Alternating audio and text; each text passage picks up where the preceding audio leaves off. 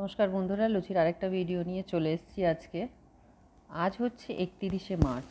আজকের দিনটা আমার জীবনের সবচেয়ে ভয়ের, সবচেয়ে কঠিন আর শেষমেশ স্বস্তির একটা দিন। আমার লুচি আমার পরিবারের একটা অংশ। ওয়েস্টার্ন থিয়েটারের দরজার বাইরে দাঁড়িয়ে প্রতিটা মিনিট প্রতিটা ঘন্টার মতো লাগছিল। শুধু একটাই প্রার্থনা করছিলাম, ও যেন ঠিক থাকে, ও যেন আমার কাছে ফিরে আসে। যখন ডাক্তারবাবু আমাকে বললেন, আপনি এখানে থাকবেন না, আপনি বাইরে চলে যান, অ্যানেস্থেসিয়া কাজ করবেন, তখন যখন আমি বাইরে বসেছিলাম, মানে আমি কী বলবো, ওটা আমি ভাষায় বলে বোঝাতে পারবো না আপনাদের। বাইরে বসে বসে আমি শুধু কাঁদছিলাম।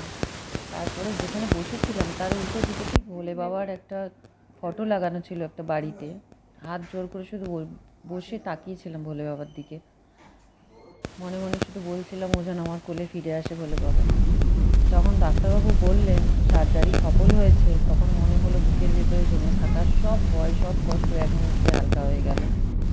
কিন্তু ওকে যখন প্রথম দেখলাম, ওর চোখে সেই ক্লান্তি আর কষ্টটা দেখে নিজের অজান্তেই আমার চোখে জল চলে এলো। তবু আমার সাহসী লুচি হাল ছাড়িনি, এত কষ্টের মধ্যেও ও লড়েছে। ওকে বাড়ি নিয়ে আসছি, নতুন করে একটা সুস্থ জীবনের দিকেও তোমার ছোট্ট